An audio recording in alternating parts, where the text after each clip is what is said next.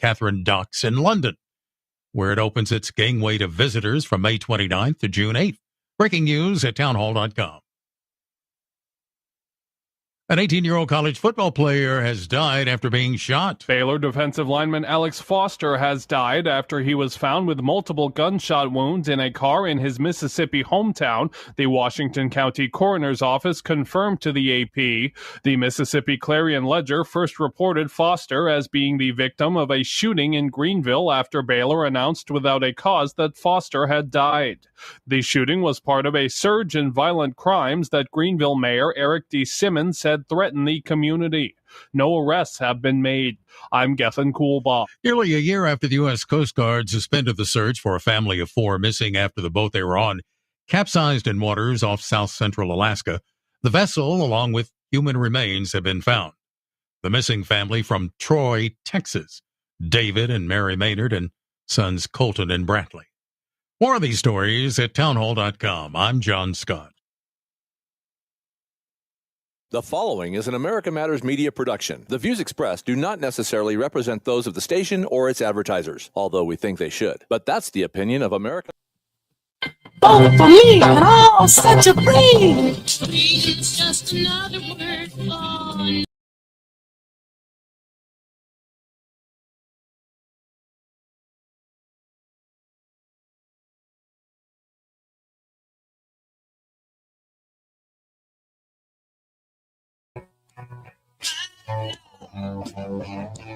Over me. All right, folks, you certainly know what that theme song means by now. That's right. It's time for another episode of America Matters. I'm your host, Leo Zacky, with Joshua Matriciana today.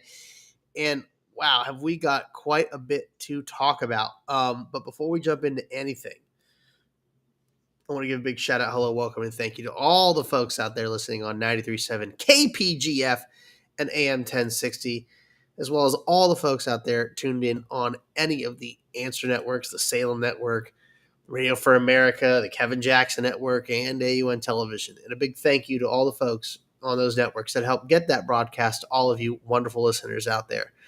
Don't forget, you can always go to Zacky Radio on YouTube or Rumble. Like, subscribe, comment, follow, and most certainly share this episode with everybody you know, and even those ones you don't know. But you can also go to the America Matters Media Facebook page or LinkedIn page and like, comment, and subscribe there. So, I wanted to talk a little bit about what's going on with social media in today's episode. So, before it became a monopoly, before it rewrote the rules of political speech, Facebook was a weapon in the hands of the people. From Cairo to Kiev to Khartoum, millions rose up, not with guns, but with posts, live streams, tweets, hashtags. These platforms toppled dictators, exposed corruption, and lit the spark of real revolution. But revolutions don't last, especially when the tools of freedom get consolidated by a single man who now decides what the world sees. The question now isn't whether Facebook is too powerful. It's, does our government under any administration have the guts to break it up? Or are we already too deep into the algorithm to pull out? So, Egypt's Tahrir Square, where over 3 million tweets coordinated protests, Hosni Mubarak fell, not by war, but by Wi-Fi. And Tunisia's Jasmine Revolution, well, Facebook videos of police abuse went viral, and a regime collapsed under the weight of truth shared at scale. Ukraine's Euromaiden, Twitter and YouTube live streams brutally sparked a full uprising. And in Sudan of 2019, Twitter was used to break state-controlled silence, and young Sudanese forced out a dictator through connectivity alone. The power of information, folks. But before censorship, before consolidation, these platforms empowered the powerless. So what changed? Josh, tell us about that. Well, I mean, first of all, I think about what made this possible. First of all, it was decentralized tools, platforms without the gatekeepers. That's what made it possible. Yeah, well, then came a pivot, huh? As Facebook watched its power grow, it began to absorb it, control it, cripple it. And then Zuckerberg and his model shifted from connect the world to own the network. Acquisitions, censorship deals, algorithmic throttling. It wasn't by accident. It was deliberate containment. Once a platform shows it can overturn regimes, the people at the top don't just notice. They start making the calls. Zuckerberg is loyal only to power, not party, and he certainly has no principle. It's all about self-preservation for him. He's a scumbag. So the real question is... Sorry, that took me by surprise. He's a scumbag. He is a scumbag with his bunker in Kauai and his, all sorts of, just all his control and how I was just doing what I was told. This guy's a real piece of work. So the real question is, if Trump benefited from Facebook's power once, does he have the backbone to break it? I hope so. Or will he, like the rest of Washington, blink when it's time to bite the hand that shaped his victory? Interesting thought there. Well, I mean, what do you think they're going to do? I have thoughts. First of all, like totally took me off guard when you're like, yeah, he's a scumbag. But he's more than that. He's a shapeshifter. This guy, he looks like a robot, and he even has made comments on like he's like, oh, if I was a human, in his weird way. He's been called out by people like who's a famous podcaster, Joe Rogan, who's like, you look different. You got longer hair. You're looking beefier. He's like, yeah, well, I hope so. So this guy, it's like, whether you love him or hate him, I don't know anyone who loves him, but he is morphing himself. Like there's some weird sleaziness about him of how he shapeshifts. You know what I mean? Do you see that too? Well, Zuckerberg, I've seen photos of him with like dead black eyes, like he just came off an adrenochrome binge, skinny and pale, to then he's on Joe Rogan and he's like, oh, I'm Mr. Friendly, nice guy. I can open up to you, put on some muscle. I'm the good guy. I've always been the good guy, Can't trust these people. And you're right, shape-shifting. That's a good way to describe someone like Zuckerberg. Like a chameleon, man. Like a lizard person. So, coming up on segment 2, we're going to go inside one of the biggest acquisitions in tech history, if not the biggest, on how Meta bought Instagram and WhatsApp. Not to compete, but to erase the threat of freedom. This wasn't business. This was digital warfare. And guess what? The battlefield was your democracy, or in our case, constitutional republic. So when we get back from this break, we're going to dive into that. I'm Leo Zacky with Josh Matriciana. Stay tuned.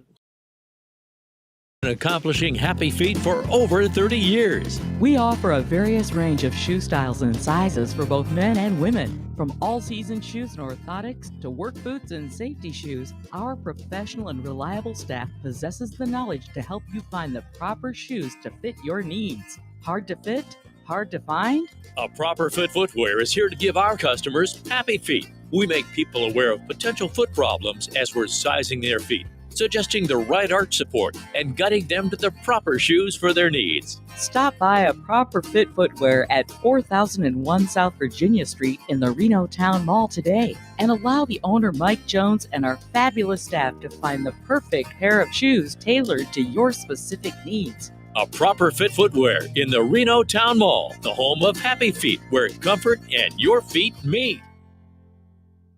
Have you been injured in an accident? Trust Adriana Guzman-Freilich at AGF Law, your local personal injury law firm in Reno. At AGF Law, we pride ourselves on being honest, hardworking, and ethical. Let's meet in person to understand your case and fight for your rights. Located near South Virginia and Plum, we're always ready to help. Don't navigate the aftermath of an accident alone. Call Adriana at 775-453-9595 or visit adrianalegal.com. Your recovery is our priority, and we're committed to getting you the justice you deserve. I used to love going for long walks, but my back just doesn't cooperate like it used to. Same here. But ever since I started a routine with Active Life Integrated Health on Moana Lane, I feel more flexible and in control. You should check them out. This is Dr. Tom Waldorf. Let's make it happen so you can feel better naturally. To schedule the beginning of your transformation, call 775-842-0065 or visit activelifereno.com online. Are you shy and don't want to talk on the air? Text us your questions or comments to 775-237-2266. Now. All right, folks, we are back with America Matters. I'm Leo Zack with Josh Matriciana. And, well, we're going to talk to you about what happened with the purchase of, Facebook's purchase of Instagram and WhatsApp. So last segment, we looked at how platforms like Facebook helped spark uprising around the world, but then flipped, started silencing themselves, or at least the people that use the platform. Tools that once gave people power were absorbed into a digital empire run by a psychotic man who will cozy up to anyone in charge, so long as, well, he stays in control. But didn't cover. Okay, Facebook didn't just drift into this monopoly status, okay? It bought the battlefield piece by piece, erasing the very innovations that once challenged its dominance. So we're going to talk about how Zuckerberg neutralized the Instagram and WhatsApp platforms and why these weren't necessarily business decisions. They were preemptive strikes, and how this consolidation destroyed the chance for a freer, decentralized internet. Folks, this ain't capitalism. This is digital warfare. And casualties, well, it's truth, choice, and communication itself. So let's roll back. It's 2012. And Instagram, IG, as we call it, is exploding. It's got a clean design, organic growth, no bloated interface. Simple. Just photos, community, momentum. Easy, easy. Well, guess what? Zuckerberg sees a threat. And he knows Facebook can't compete on mobile devices. And he also knows that Instagram is not just another app. It's a cultural shift. He feels threatened. So, instead of innovating, he just picks up the phone and offers $1 billion. And at the time, the people laughed and said it was a vanity buy. But guess what? Now Instagram generates over half of Meta's U.S. revenue. Oof, what a steal. What a steal deal right there. But look, it wasn't about photos. It was simply about eliminating competition. The only platform that could challenge Facebook's grip on your screen. So Instagram's founders were promised independence. Well, turns out they've been slowly suffocated. Ads got layered in. Facebook-style engagement engineering was installed. Algorithmic manipulation added. Autonomy revoked. So, you know what did happen next? Both the founders walked. And they didn't want to run an ad lab. They wanted to build something real. But in Zuckerberg's world, independence is a liability. This guy is a total control freak, if you haven't picked up on that by now. So now we fast forward 2 years to 2014. WhatsApp is everything. Facebook ain't. It's encrypted, it's ad-free, it's subscription-based, and most importantly, it's built for privacy. a long-lost concept here in the modern day. Mm. It's growing fast globally, and worst of all, for Zuckerberg, all right, it can't be harvested for data. Ooh, he hates that. He hates that. So, what's he do? Well, goes back to the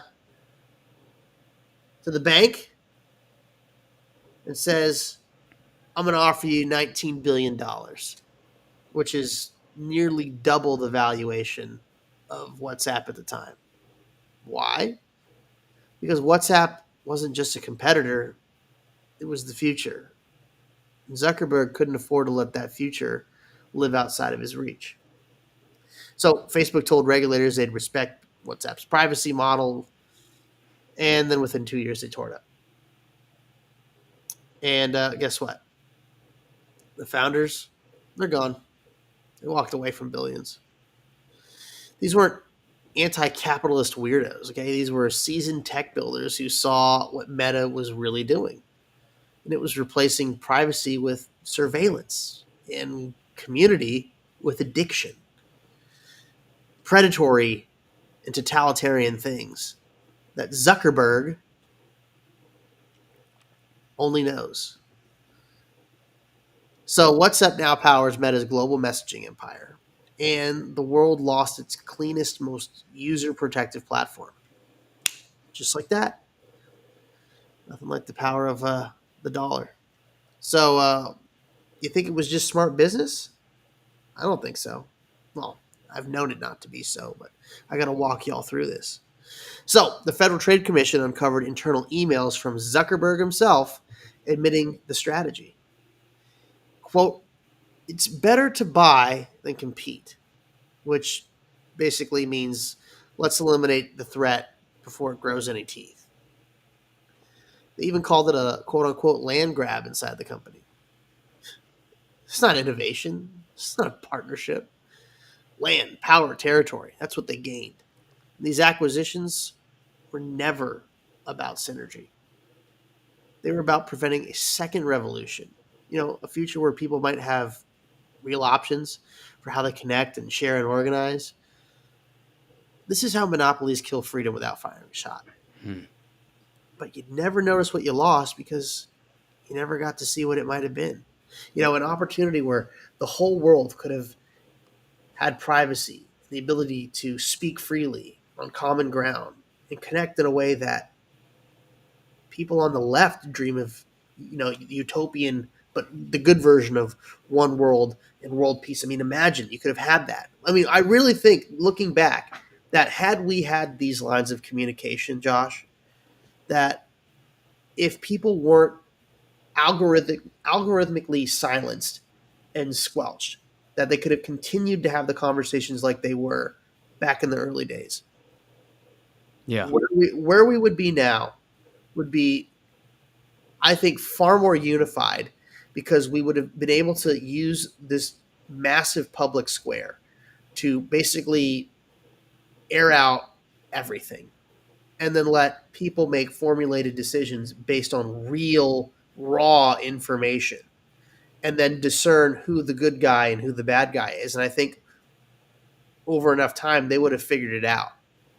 And we would have been able to communicate better and remove horrible people from our governments, or remove horrible governments altogether. Mm-hmm.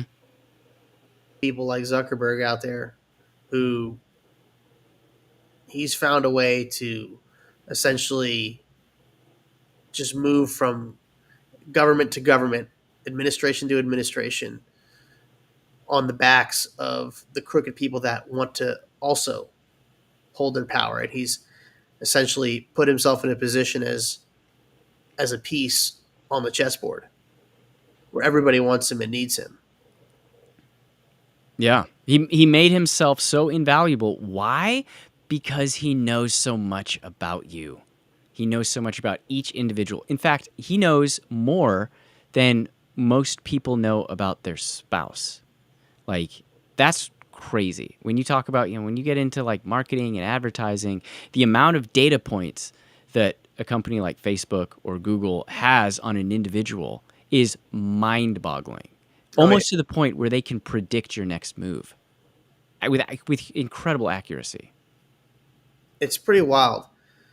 And worst of all is that, yeah, they might have all that information on individuals, but people don't have the ability to share real opinions or unaltered truth because they pick and choose what gets pushed out there.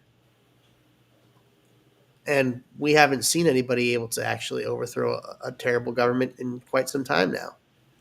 But it's been worse. It's everybody doesn't have anywhere else to go. What other massive social media platform? And it's not that that social media platforms don't exist, but when you start talking about the infrastructure in place, because it's not just like, oh, you have a cell phone, you can have an account. Like there are all these massive, massive server farms that have to host all this information. That's why you saw these, very, slow starts to when Donald Trump launched Truth Social, for example, because they just didn't have the infrastructure. Or when you saw things like, was it Gab that got kicked off of Amazon server farm? Right. And that just horribly set them back. Yeah, almost to the point where they really never bounced back from that.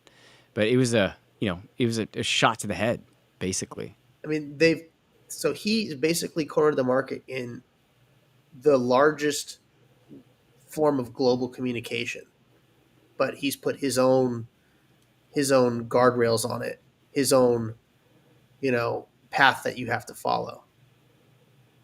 And these acquisitions, they all got waved through by both Democrats and Republican administrators. Why? Because of influence, because of lobbying, and let's be honest, fear, because they want to stay in power.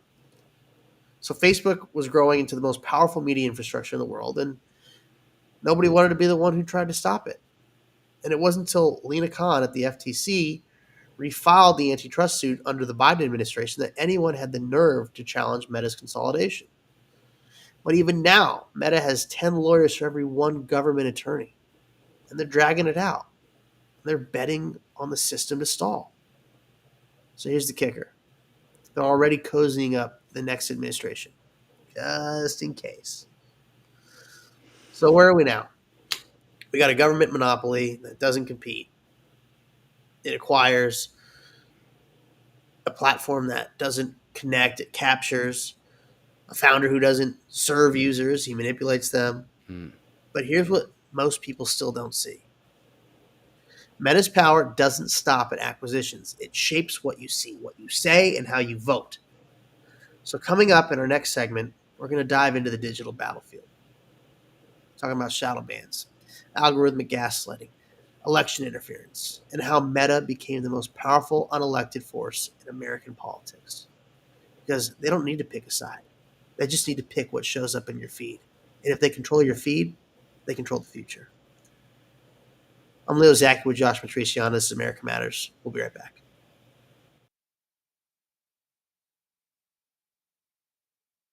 I'm Andrew Saul, Commissioner of Social Security.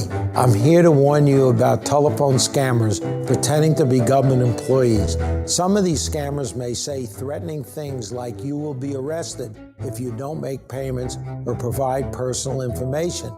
Do not fall for these tricks. These calls are not from us. Real Social Security employees will never threaten you for information or money. If you receive a call like this, hang up. Never give the caller your personal information, like your Social Security number or bank account, or send money in any form, cash, gift cards, wire transfers, or prepaid debit cards. Report the call to our law enforcement arm, the Office of the Inspector General at oig.ssa.gov. Share this information with your friends and family.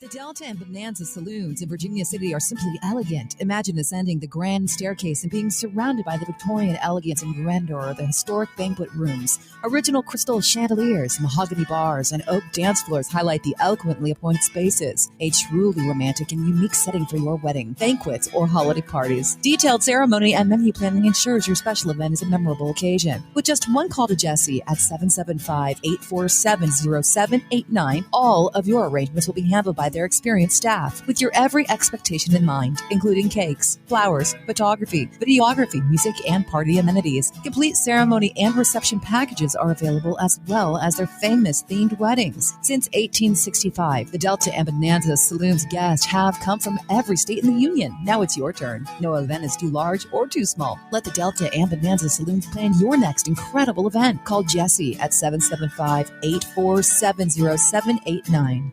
To join the conversation, call 844-790-TALK. That's 844-790-8255. Now back to the show.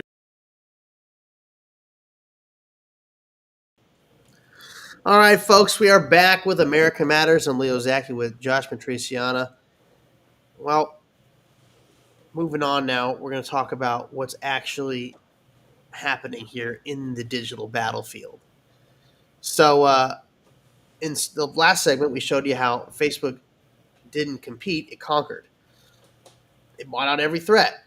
Instagram, WhatsApp, any rival that could, restore competition or privacy, that important word. But now the story gets darker. Because when they control the platform, you don't just control who connects. You control what people see, what they know. And when the time comes, how they vote. So in this segment, we're going to break open the tools that Meta uses to influence outcomes without anyone noticing. And the role Facebook played in multiple global elections, not just our own. And the quiet collusion between governments and tech. Folks, this ain't regulation. This is regime behavior. And you need to ask yourself, who's really running the country if an algorithm can shut you up before your vote even counts? So most people think of censorship as bans or takedowns. But the real power here is visibility. Your post doesn't need to be deleted. It just needs to be buried. No notification, no explanation, just digital silence. You speak and no one hears. This is the core of what shadow banning is. And it's Meta's way of deleting ideas without the backlash. You want proof? I mean, just ask any grassroots political group. One day the reach vanishes. Posts that got 10,000 likes now get 14. And there's no appeal, no warning, just silence. This is how speech is erased under the illusion, of openness. Meta doesn't need to silence you. It just ensures that you're never seen. Tree falls in the woods, no one's around. Does it make a sound? So the algorithm is invisible, and it decides what enters your mind before you know it. And it adjusts what you see based on behavior, bias, and, most dangerously, the narrative alignment. So the stories that fit their agenda rise, and the ones that challenge it, they're throttled, they're flagged, they're buried. And this isn't a conspiracy, okay? Or at least a theory. I mean, it's certainly a conspiracy, but it's not a conspiracy theory. It's policy, admitted openly in leaked emails and internal documents. During election cycles, this control becomes terrifying because pages are demonetized, hashtags are suppressed, entire communities are deprioritized by artificial intelligence. And one of the biggest political levers in the world is a feed you can't see and a code you can't audit. Because if Facebook boosts 10 posts and buries 10 others, well, it doesn't really seem like it's a platform now, does it? It's a propaganda engine. And it's got way more influence than CNN or Fox or MSNBC combined. Because I know you're not on those apps hours a day scrolling. So the irony here is that Facebook helped Trump win in 2016, but they didn't like the heat. And after that victory, Facebook was blamed for spreading misinformation. That triggered an era of algorithmic censorship. And here we are 9 years down the line. Remember that Hunter laptop story? Well, it was flagged and it was suppressed even by our own government. But guess what? Turns out that was real. Yep. But it was too late. You know why? Because the election had already been influenced. And not by lies, but by deliberate omission. It's not a lie. It's just an omission of information. So they built internal tools so government agencies could request real-time takedowns of problematic posts. For them, problematic. Impacts their ability to hold on to their little vestige of power. And God, do they ever abuse it.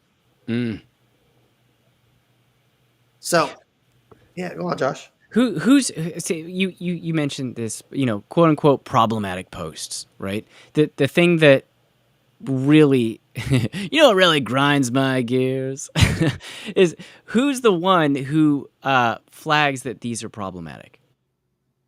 Right. It's essentially who watches the watchers. That's always been the question, is who are the people that actually get to carry out these decisions with impunity, essentially? Who are they? That's the question, right? Yeah. Well, the government has used Facebook to silence Americans, and it's something that the First Amendment forbids, but guess what? Did it anyways, because, they outsourced it to a private company, and, it's a private company. So therefore, they get to make the rules because they're privately owned, and, it's not the public square if somebody actually owns it, right? I remember those arguments as well. They were saying, oh, well, it's not banning free speech, but it was, these kind of insidious parts of the government going directly to Facebook and saying, hey, if you let these posts go, you're going to have hell to pay. Which is kind of it's kind of a back alley way into, obviously, what most Americans especially who were affected by it, they saw right through it. They're saying, okay, well, you're calling it a private entity, a private company, but you're manipulating them. The government is manipulating them to say, don't say this or do say this. It's amazing. Like, the people that supposedly swear an oath to the Constitution turn around and use any legal loophole they can to defy the Constitution. And look, it's not just happening here in the U.S., okay? Brazil, social media movements got throttled. Guess what? Lula's in power. Nigeria, #EndSARS protests censored were mid-revolt. Yeah. Hong Kong even. Activists were ghosted by algorithms during real-time clashes when they were fighting for independence against the CCP. Mm-hmm.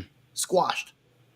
India had anti-CAA protests suppressed while violence was happening on the ground. Folks, it's not a glitch, okay? It's a global pattern. Zuckerberg and Meta, well, guess what? They get to pick the winners. And y'all are too stupid to realize that. Sorry to say it, but that's what the reality is. Because all of you out there are like, well, where else am I going to go? How else am I going to do it? You know what? You can just take your ball and go to the next court, or the next field. Because just like there used to be MySpace was very popular, and then Facebook showed up and everybody took their ball and went over to play there. Okay? We can do that too, but we just have to do that. Well, I don't want to give up my money, and I don't want to give up my sponsors and my followers and all that crap. I don't want to do that because I'm already doing well. I'm comfortable here. I love being comfortable. That's how you get complicit. Because these people over at Meta, they don't care about truth. They only fear the consequences of neutrality. Oof. So we've got this unelected government here. I mean, let's call it what it is. I mean, they're not a company anymore. They're an unelected superpower.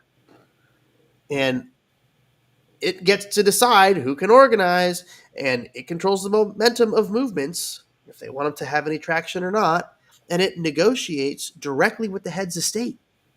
So all of this is done without elections, without accountability, and without transparency. Zuckerberg he dines with politicians from both sides, and he denies that this is really what's happening. But it doesn't matter, folks. Left, right. He just wants to be indispensable to whoever's in power. And the data that helped elect Trump in 2016, the Facebook data, is the same censorship that helped Biden in 2020 with that Facebook moderation. So you got to ask yourself, will any administration ever take real action against Meta? When they all rely on it to win? Doesn't seem that way. But at this point, look, we've seen the whole picture. Okay? A company that bought out every threat, a platform that turned into a political weapon, and a founder who doesn't care who wins, so long as he stays relevant and needed. Which is going to bring us to another big point here. What happens if we win? What if the monopoly is broken? That's a big question now, isn't it? Yeah.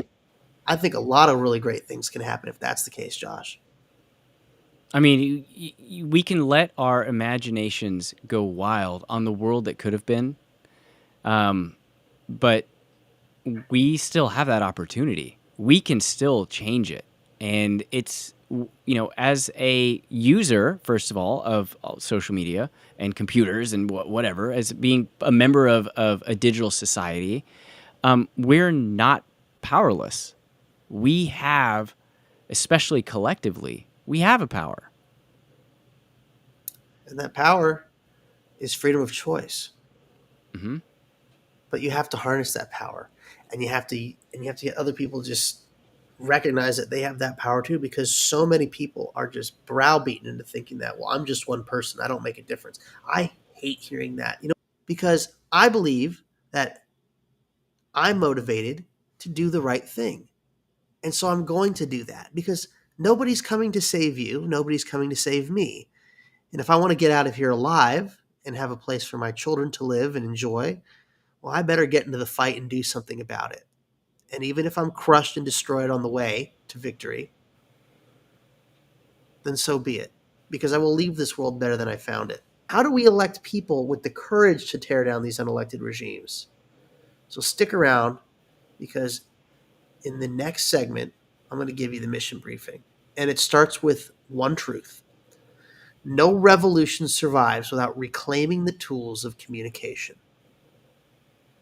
This is America Matters. I'm Leo Zacky with Joshua Matriciana. We'll be right back. We're talking to Victor from Precision Diamonds. Victor, we have talked before about the fact that you started 27 years ago in Park Lane Mall in a little kiosk. You are now in your own building across the street from the convention center. You've had to do something right. Well, as we like to think that hard work, you like to think that it does pay off, but you get lucky along the way. You worked hard, you pay attention, and you get yourself ready. So hopefully when the right opportunity comes up to buy a beautiful building like we just have, you triple your size, you cut your overhead by half, and now you know that you're more competitive than ever. Plus, you've had a chance to use all of the things you learned from that little kiosk in Park Lane Mall. Oh man, along the way, I'll tell you, as far as writing that lease check every month, boy, there were times that it was really hard to do, so you learn from your landlords, and it was really great feeling to say goodbye to the landlord. This has allowed us to truly become your local jeweler, your personal shopper. Thank you, Victor. Precision Diamonds, your local jeweler across from the convention center. Ah, I used to love going for long walks, but my back just doesn't cooperate like it used to. Same here. But ever since I started a routine with active life integrated health on Moana Lane, I feel more flexible and in control. You should check them out. This is Dr. Tom Waldorf. Let's make it happen so you can feel better naturally. To schedule the beginning of your transformation, call 775-842-0065 or visit activelifereno.com online. In times of market volatility, it can be a good reminder to revisit your financial strategies to make sure they align with your goals. Call 775-674-2222 or visit nvretirementplanners.com. Advisory services are offered through Nevada Retirement Planners, an investment advisor in the state of Nevada. Any insurance products and services are offered through Nevada Senior Advisors. Nevada Retirement Planners are not affiliated with or endorsed by the Social Security Administration or any government agency. Nevada Retirement Planners does not provide legal or tax advice. Want to expand your advertising dollar? Sponsor this or any America Matters program by calling 775-827-8900, extension 2. Now back to the show. All right, folks, we are back with America Matters. I'm Leo Zacky with Josh Matriciana. And as we move into our last segment here, I want to talk about what happens if we win and what happens if we don't. So we have followed the rise of a digital empire, and we've exposed the buyouts, the manipulation, the censorship, and the silent grip on global democracy. And we now arrive at a fork in the road. So if we break the machine, what do we get back? But more urgently, if we don't, what do we lose forever? So this last segment here, it's a warning, because Meta's influence has gone far beyond your feed. It's in our elections. It's in our conversations. And soon, if we allow it, it will be embedded in how our republic functions or fails. So if this monopoly survives, the outcome is very clearly written. There's no innovation. There's no privacy. There's no freedom to speak without permission. Every message you send, every thought you try to share, every candidate you support, well, all runs through Meta's infrastructure, and they decide who gets to be heard. You think that's dramatic? Well, ask the next pro-family group whose content disappears without explanation, or ask a small business owner who suddenly can't reach their followers, or ask a political outsider who's permanently labeled by quote-unquote borderline content by the AI. In this system, the powerful don't win by debate. They win by silence. And if we let this stand, elections stop being choices. They just become illusions, which in some instances they already feel that way. But it doesn't have to be this way. You know, Instagram could have remained clean and creative in an independent space, and WhatsApp could have stayed private and secure and honest. And startups with new ideas could have flourished and not been swallowed and shelved. But instead, Zuckerberg ran the same play over and over to acquire and absorb and control. And the tech sector let him do it. Because guess what? The money was too damn good. And people had I guess their morality had a price point there. Sell out. That's what they did. It's hard to ignore a $1 billion offer or a $19 billion offer when they throw more money than you can even count in a lifetime. Yeah, sell out with me. All right, sell out with me today. Yeah, that was the song that they were singing. But look, picture this, folks. A world where social media is decentralized, kind of like cryptocurrency, where privacy isn't a joke, okay, but it's actually a feature, and where political content, it's not filtered by anonymous moderators with marching orders, okay? That world is a very possible world, but only if we destroy the empire before it finishes cementing itself as a permanent piece of infrastructure. We can do this. All the movies that talk about the rebellion and, look at how great the rebels are. We're fighting the evil empire. Well, y'all seem to champion that earlier this month. May the 4th be with you, right? It's time to harness that power, folks. It's time to utilize that burning desire inside of all of us to have freedom and privacy and put it to work. So the question is, how do we get to take this all apart? Well, first, we're going to need politicians with a spine, okay? People who don't just give speeches about free speech, but actually vote to break up monopolies. So that means, repealing the immunity deals that protect tech giants. And that means funding enforcement, not just, filing lawsuits and then folding.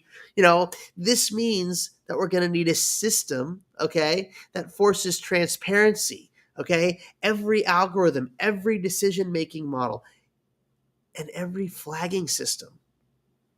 But the hard truth here is that this isn't going to happen if we consistently elect cowards, okay? If your representative doesn't have Meta on their enemies list, then they're not serious about freedom, okay? If they won't touch Zuckerberg because he helped our side one time, and we got to return the favor and pat him on the back and say, good job, Zucky, then they're part of the cartel, okay? They're placeholders, not protectors, okay? The real battle isn't in court, okay? It's in your local voting booth. So maybe you should stop voting for these same persistent candidates and elected officials that promise you, I don't even know what promises they make because they're not even fulfilling any of those. Look, that's the firewall of starts or fails, is that voting booth and you getting your butt in there informed. But like I mentioned before, they're silencing candidates, especially the outsiders, because they know how dangerous folks like me, an outsider, really is. But that's why you got to take, 15 minutes out of your life to do some damn research on other candidates and always say, hey, this is the one the talking heads are saying on the telescreen. Or, hey, this is the one that's showing up in my feed constantly. Maybe I should quickly search who else is in the race and spend literally 15 minutes learning about the other people and not just accepting what's placed in front of me. Because I like to think you got more than 2 brain cells to rub together. So what you going to do? It's your move, folks. Are you going to keep scrolling or are you going to fight? Because this coming election, and I know we just had one, but there's always an election coming around the corner, whether it's a special election or a midterm election or some off local election. There's always an election. But coming in 2026, your job is very clear. You need to vote for the candidates who are going to end corporate censorship, who are going to enforce antitrust law, who are going to ban government collusion with tech companies, and protect free speech like it's a sacred right and not a policy option, okay? And above all, break up Meta before it breaks the Republic. Be a knight of the old Republic, wouldn't you say? One thing's for clear. If we continue down this road, it's only going to end in the loss of liberty. Oh, and if you haven't felt it already, then, geez, I don't know what rock you're living under. Look, you guys need to find candidates and politicians that are going to support legislation. And you need to support that legislation by supporting those people and calling those people and telling them, hey, you need to end Section 230 protection, okay? Especially for platforms that act like publishers, okay? You need to make shadow banning illegal and, even more importantly, traceable. Because just because it's illegal doesn't mean it's not going to happen. So you got to be able to trace this crap. And we have to have audits on algorithms like like we'd audit a voting machine, which we have done in recent history, but we need to do it to the algorithms now. Okay, this stuff, this code, this mysterious algorithm stuff, it's not beyond comprehension. Okay, it can be done. You just have to push for it. You see exactly what happened with Twitter when Elon Musk came in. He saw it clear as day. Oh, yeah, they're actually deliberately messing with the algorithm. It's not magic code. I mean, there's people behind there that are turning the dials to say, oh, these guys get time, these guys don't. Yeah, I'm tightening the screws the whole way. Right. But we also need to make sure that our elected officials are preventing other government officials from pressuring platforms from behind closed doors. And they need to hold each other accountable. I mean, we do too. But look, I'm going to talk to you like you need to talk to your friends about this. Okay? Because this is a war. This is literally a war for our freedom and our liberties and our rights. And that's why I'm having this tone and this conversation with all of you today, because we are at war with unelected overlords that are being propped up by crooked, power-hungry elected officials that have used that platform to coerce you into keeping them in charge, to then prop them up, to take away your rights and your freedoms and your voice, to keep you silent and stupid and under their control. So look around you. Do you really think things are getting better? Do you think things are good? Look how much money you earn and actually how much you take home. Look at all the homeless on the street. Look at all the broken roads. Look at the fact that our families are broken. The nuclear family is barely hanging on. God's been cast out. Education is in shambles. They are using this monopoly and these tools and these loopholes to keep you subjugated and down and to keep them propped up. It's not about red versus blue. This is not about left versus right, okay? This is about freedom versus control. And let me tell you, I want that sweet, sweet, dangerous freedom. And I know you do too. Believe me. You really do. So you need to get loud. You need to build your own networks. You need to post like you're the only one telling the truth, because you know what? You just might be. You know, Mark Zuckerberg never ran for office, but he's already more powerful than most people who did. And the real threat here isn't that Facebook exists, okay? The real threat is that nobody in power seems willing to stop it.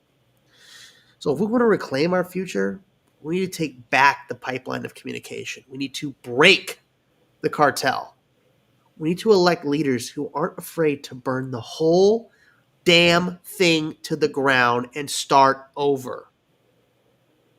And I'm not just saying we can win. I'm telling you that we have to. Folks, I really appreciate you tuning into America Matters today and listening. I really hope that this has resonated with you and you realize that freedom, unfortunately, could be one click away from being gone. But you have the power to champion it and bring it back. So do your part. And thank you for tuning into America Matters. I'm Leo Zacky with Josh Matriciana. We'll see you on the next one. Wearing a small remote device called a